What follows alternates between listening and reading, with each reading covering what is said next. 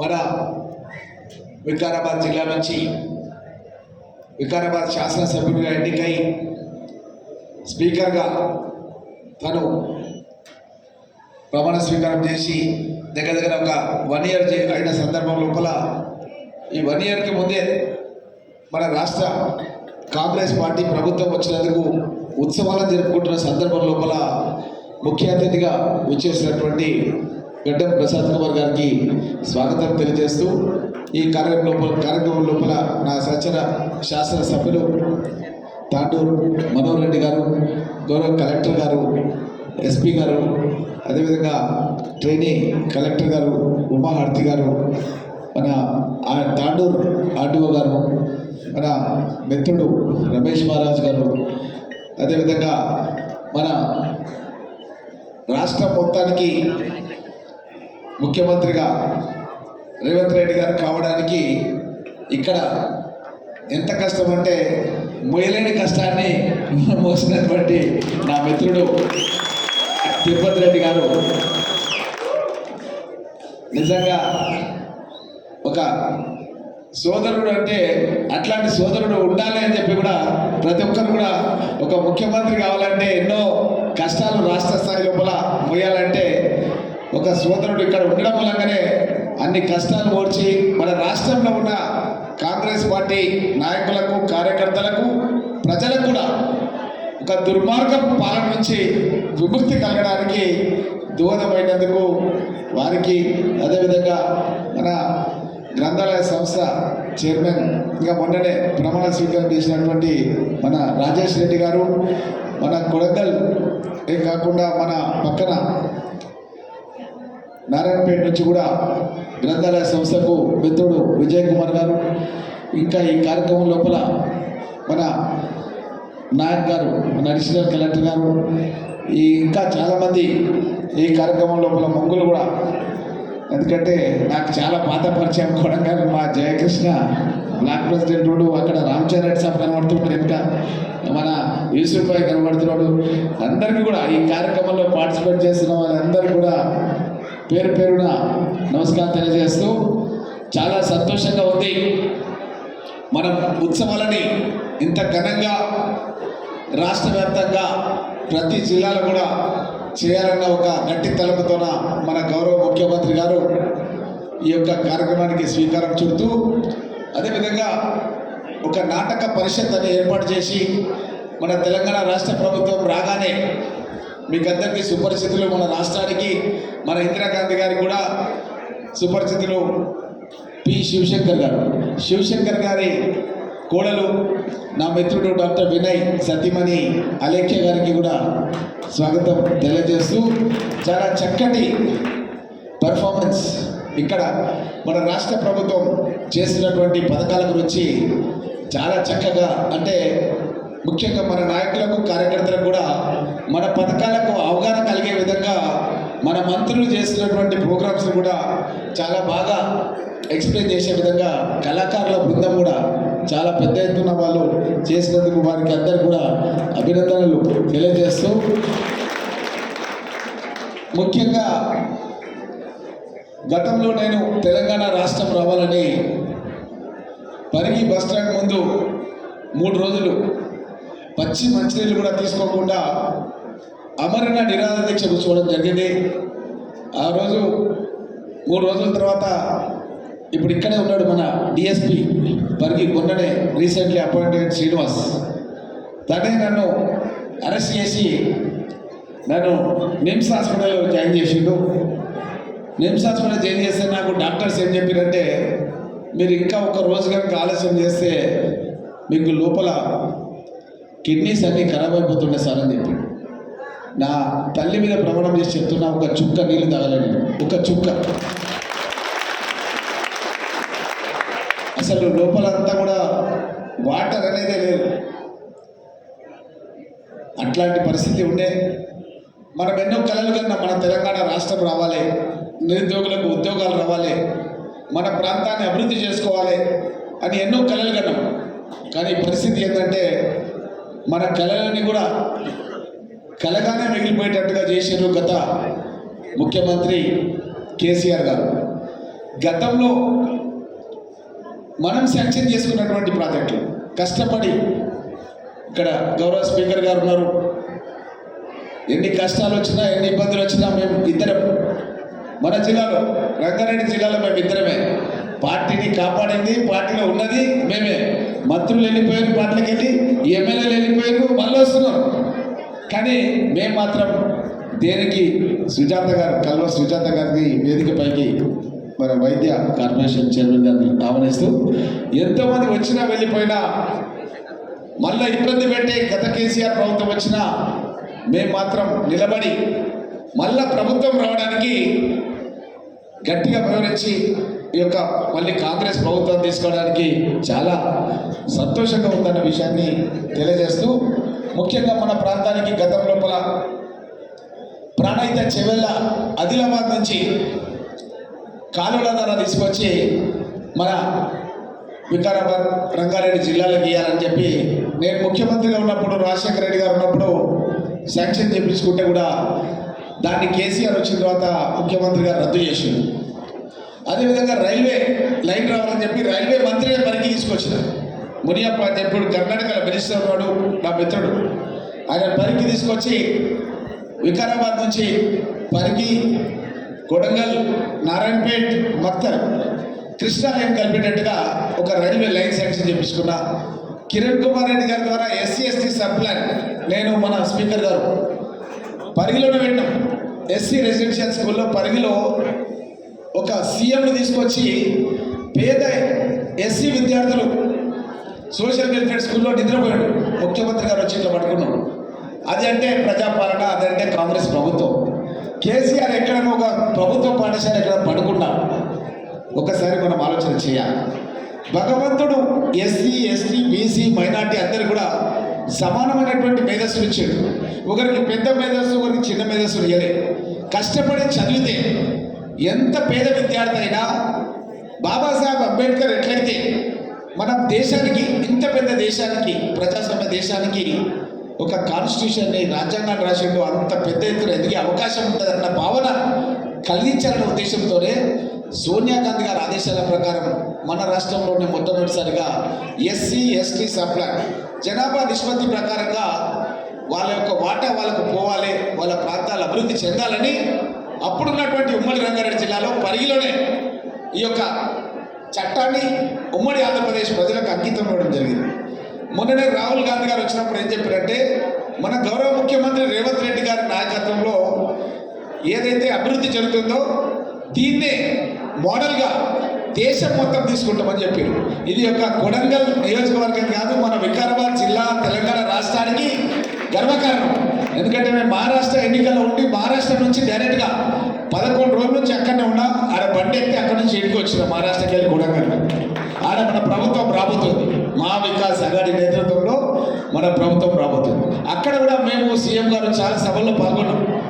అక్కడంతా కూడా చర్చ ఏంటంటే మన తెలంగాణ గురించి, మన ముఖ్యమంత్రి గారి గురించి, మన ప్రభుత్వం గురించి చర్చ వస్తుంది.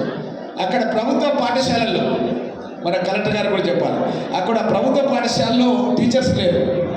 ఎక్కువ స్ట్రెంత్ వస్తే అసలు అడ్మిషన్స్ తీసుకుంటలేరు. అక్కడ మహారాష్ట్రలో చాలా దారుణమైనటువంటి పరిస్థితులు ఉన్నాయి.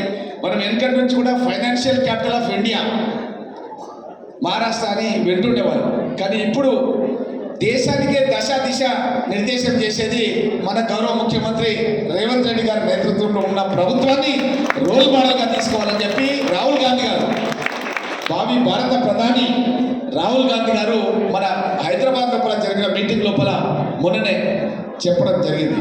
కాబట్టి మనం కూడా మన ప్రాంతానికి ఎన్నైతే నష్టం జరిగిందో అంతకంటే ఎన్నో రెట్లు మన ప్రాంత అభివృద్ధికి ఒక మంచి అవకాశంగా ఈరోజు మనకు గౌరవ ముఖ్యమంత్రి గారు ఉన్నారు.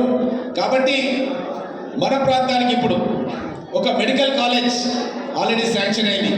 ఎందుకంటే నాకు మెడికల్ కాలేజ్ ఉంది, TRR institute of medical sciences పట్టించారు. చాలా కష్టంతో కూడుకున్నది మెడికల్ కాలేజ్ అంటే. ప్రొఫెసర్స్ చాలా పెద్ద వ్యవస్థ, దానికి ఒక 1000 పడకల ఆసుపత్రి వస్తుంది మన కొడంగల్ కాన్స్టిట్యున్సీ. మనం ఏదైనా అయితే హైదరాబాద్ పోవాలి, మహబూబ్నగర్ పోవాలి, అట్లా పోతుంటాం. ఎక్కడ పోవాల్సిన అవసరం లేదు. మన కొడంగల్లోనే మనము అన్ని రకాల వైద్యం, ఏ వైద్యం అంటే వైద్యం మన కొడంగల్లోనే ఉండేటట్టుగా గౌరవ ముఖ్యమంత్రి గారు మెడికల్ కాలేజ్ శాంక్షన్ చేశారు. అది చాలా ముఖ్యం. మన వాళ్ళకు, మన పేదవాళ్ళకు ఆరోగ్యం బాగాలేకుంటే ₹1,00,000 ఖర్చు పెట్టుకొని మార్గ మధ్యంలో చచ్చిపోయే పరిస్థితులు ఉంటాయి. అదేవిధంగా మనకి ఇంజనీరింగ్ కాలేజ్ ఆల్రెడీ స్టార్ట్ అయిపోయింది. ఆల్రెడీ నేను పరిగిన చూడ కొంతమందిని అడ్మిషన్ చేయించిన మన కాన్స్టిట్యున్సీలో ఇంజనీరింగ్ కాలేజ్కి. వెటర్నరీ కాలేజ్ వచ్చింది మనకు. ఈ విధంగా ఎన్నో పరిశ్రమలు రాబోతున్నాయి మన ప్రాంతం లోపల. అయితే దీనిపైన కొంత అవగాహన కల్పించడానికి నేను రెగ్యులర్గా మన సోదరుడు తిరుపతి రెడ్డి గారితోనా, మన రాజేష్ రెడ్డితోనా, కలెక్టర్ గారితోనా, ఎస్పీ గారితోనా, Telangana industrial infrastructure corporation MD Vishnuvardhan Reddy గారితో నేను ఉండడం మహారాష్ట్రలో ఉన్నా. కానీ నేను లాస్ట్ 1 వీక్ నుంచి రెగ్యులర్గా ప్రతిరోజు ఫోన్లో మాట్లాడుతూనే ఉన్నా. ఎందుకు మాట్లాడుతున్నా అంటే మన ప్రతిపక్ష పార్టీల వాళ్ళు మన మీద ఎన్నో అబద్ధపు ప్రచారాలు సోషల్ మీడియా వేదికగా చేయడం అనేది మనం చూస్తున్నాం. దీన్ని ఖండించాల్సినటువంటి బాధ్యత సభ్య సమాజంలో ఉంది. మనం లగచర్ల లోపల ఒక్క ఇల్లు కూడా తీసుకుంటలేము. ఒక్క ఇల్లు కూడా, ఏ పేదవాడి ఇల్లు కూడా మనం తీసుకుంటలేము. కట్టిస్తాం, మనం ఇల్లు కట్టిస్తాం. ఇంట్లో ఇద్దరు యుక్త వయస్సు ఉంటే ఇద్దరికి కూడా ఇల్లు కట్టిస్తాం మనం. కానీ ఎవరిని కూడా ఇల్లు తీసుకోం మనం. ఇది మనం చెప్పాల్సినటువంటి బాధ్యత ఇక్కడ ఉన్నటువంటి నాయకులందరిలో ఉంది. ఏ ఇల్లు కూడా మనం తీసుకోము. ఎవరికైనా అవసరం ఉంటే ఇల్లు కట్టిస్తాం. ఏ తాండాలు ఖాళీ చేపియం మనం. ఏ తాండాలు కూడా ఖాళీ చేపియం. మన కలెక్టర్ గారు, మన ఎస్పీ గారు, మన అడిషనల్ కలెక్టర్ గారు, నాయక్ గారు ఈ విషయం వాళ్ళతో చెప్పాలని. ప్రజాభిప్రాయ సేకరణ అంటే పరిశ్రమలు పెట్టే ముందు మీ అభిప్రాయం ఏంటి తెలుసుకుందాం అని కనుక్కోవడానికి వాళ్ళు వచ్చారు. మన దసరా పండుగకు ముఖ్యమంత్రి గారి నివాసానికి నేను వచ్చిన రోజు నేను ముఖ్యమంత్రి గారు ఎలిపేట దగ్గర పోతున్నప్పుడు నేను చెప్పినాను, కొడంగల్ను మనం చాలా డెవలప్ చేయాలి, చాలా బ్యాక్వర్డ్ ఉంది, ఇక్కడ చాలా మనం చేయాల్సింది ఉందని నేను స్వయంగా సీఎం గారు చెప్పిన మన దసరా పండుగ రోజు. చెప్పిన తర్వాత హెలిప్యాడ్ దగ్గర దిగంగానే సీఎం గారు కలెక్టర్ గారు పిలుచుకొని చెప్పారు. కలెక్టర్ గారు అవసరం అనుకుంటే ఎవరికైనా పేదవాళ్లకు ఇల్లు కావాలన్నా, ఏం కావాలన్నా, ఇంట్లో ప్లాట్లు కావాలన్నా భూసేకరణ చేసినప్పుడు వాళ్ళకి మంచి డెవలప్మెంట్ ప్లాట్స్ ఇచ్చే దగ్గర కూడా ఎవరైనా బిడ్డలు, కొడుకులు, పెళ్ళేటోళ్ళు దగ్గర ఉంటారు కాబట్టి కొంచెం లిబరల్గా ఇచ్చే ఈ మాట అన్నాడు కలెక్టర్ గారు చెప్పారు. కలెక్టర్ గారికి సీఎం గారు చెప్పారు, ఇంత లిబరల్గా ఉండమని నా ముందు చెప్పాడు. కాబట్టి సీఎం గారు కన్న తల్లి పేగుబంధం ఎట్లనో కొడంగల్ అంటే కూడా అంతే.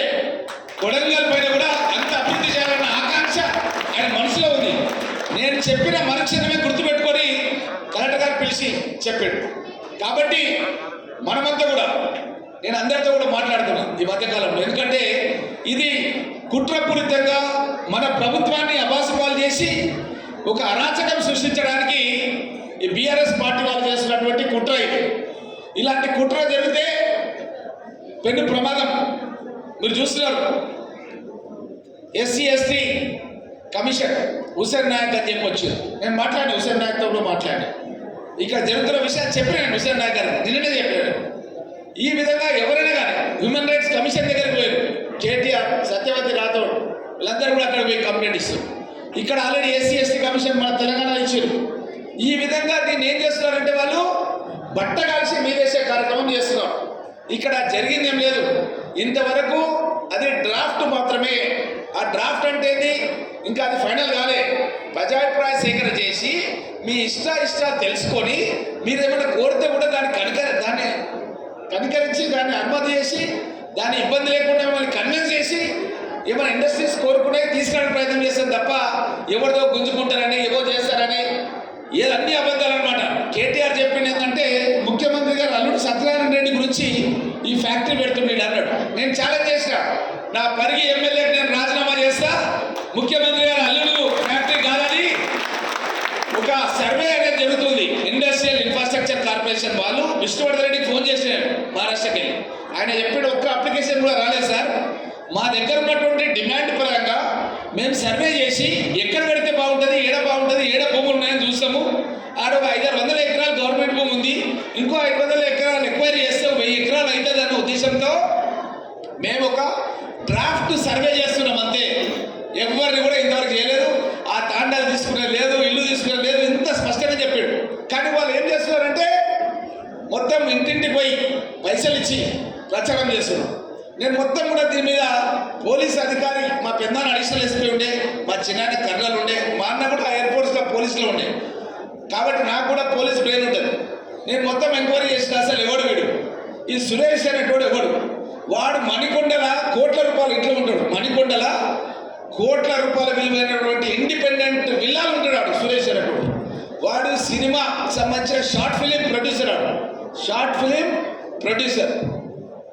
బయట వచ్చేసి ఎంత నాటకం చేశారంటే కలెక్టర్ గారి దగ్గర అసలు సినిమాల్లో కూడా ఎవరు నాటకం చేయరు. 10 కిలోమీటర్ల నుంచి మీరు వచ్చే ఇట్లా ఇట్లా ఇట్లా చూపిస్తున్నాడు కలెక్టర్ గారు, 10 నిమిషాల్లో రావాలి ఇట్లా చూపిస్తున్నాడు. చూస్తున్నా పెట్టి అవన్నీ ఏం నడిచి మీరు చూసినా లేదా? ఇదంతా కూడా నాటక బాజీ అనమాట. ఇదంతా కూడా కేటీఆర్ స్క్రీన్ ప్లే దర్శకత్వం.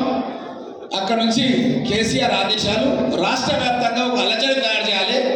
అలజడి ఏంటంటే మనం ఏదో ప్రభుత్వాన్ని నడపలేమన్నట్టు, వాళ్ళతోనే చేతులైతే అన్నట్టు, సొంత నియోజకవర్గంలోనే గొడవలు చేస్తే ఇంకా అంతటా ఇంకా అలకగా చేయొచ్చు అని కుట్రపూరితంగా ఇవన్నీ కూడా చేస్తున్నారు.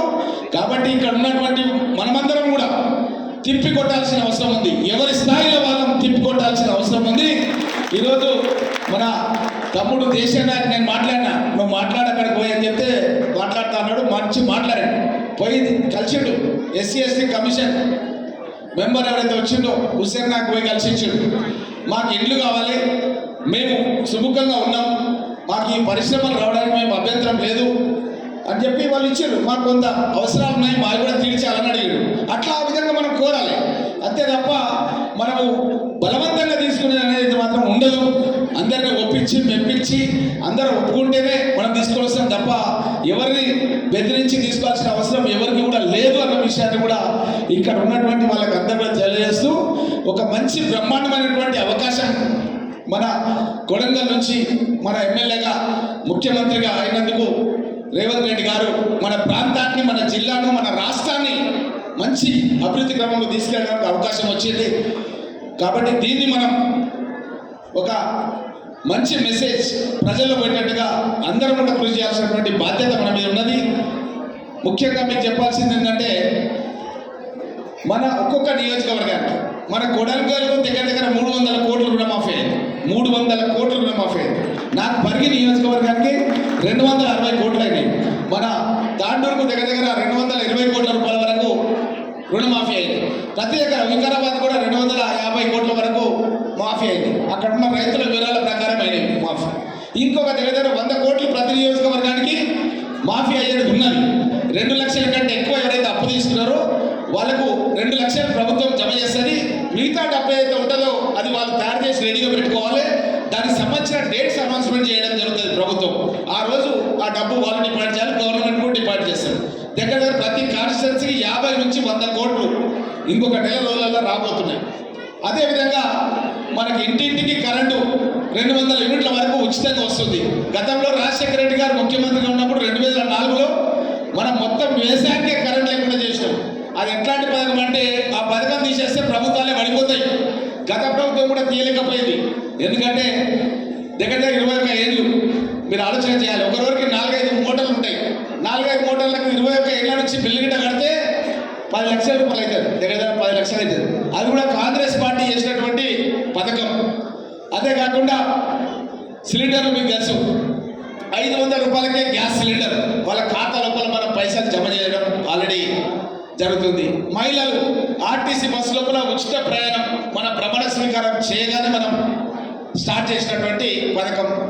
అమ్మ ఆదర్శ పాఠశాలని మనం ఎప్పుడు అనుకోలేదు. స్కూల్స్ అన్నీ కూడా మహిళా సంఘాలకు వేసి కలెక్టర్ గారు చాలా తొందరగా ఆ వర్క్స్ అన్ని కూడా కంప్లీట్ చేయించారు. ప్రతీక్ జైన్ గారికి ధన్యవాదాలు తెలియజేస్తున్నాం. ఎందుకంటే మహిళా సంఘాలకు పనులు ఇచ్చి చాలా స్పీడ్గా వర్క్ కంప్లీట్ చేయించడం జరిగింది మన జిల్లా లోపల. ఈ విధంగా 1 కాదు 2 కాదు ఇన్ని పథకాలు చేస్తూ 7 లక్షల కోట్ల రూపాయల అప్పు ఉంది. నేను మహారాష్ట్రలో అడిగితే మన తెలంగాణ ఎంత ఉందో 3 రాష్ట్రాలకు సమానం మహారాష్ట్ర. అక్కడ వాళ్ళకే 8 లక్షల కోట్ల అప్పు ఉంటే మన చిన్న రాష్ట్రానికే 7 లక్షల కోట్ల రూపాయలు అప్పు చేసిండు కేసీఆర్.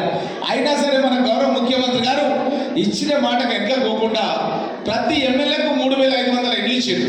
దగ్గర దగ్గర ఇంకొక నెల రోజులు అయిపోతే ఇంకొక 3,500 ఇండ్లు వస్తాయి. 7,000 ఇండ్లు వస్తాయి.